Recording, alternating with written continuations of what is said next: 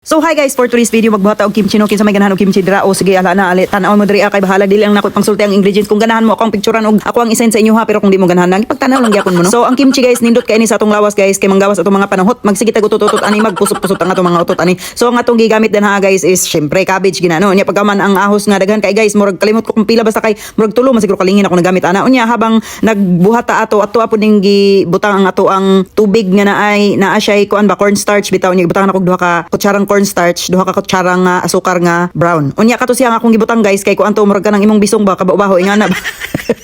Kuan dito to siya guys oy kanang pasayan siya guys ba nga kanang fresh nga pasayan. Unya pagkaman akong bana ni tabang na din na kay alas 10 naman din na dira sa gabi unya pagkaman grabe sili guys nga kanang powder chili murag 2 cups among gibutang ana guys. Unya sige kag ukay-ukay ana guys murag imong asawa nga imong giukay-ukay ba unya pagkaman imuha gyapon ang ukay-ukay ng mga sibuyas bombay na guys. Mahilig na tanang ukay-ukay guys hala sige ukay-ukay mo ana no kay para nindot kayo ang inyong resulta sa inyong kimchi no. So grabe ka daghan ani bombay daghan kay ahos daghan pud kay og sibuyas dahon nga gibutang no pero nindot kay ni sa lawas ang kimchi guys. Mopalit man ta mig kimchi kato ni adto mi sa Asian grocery store guys nya.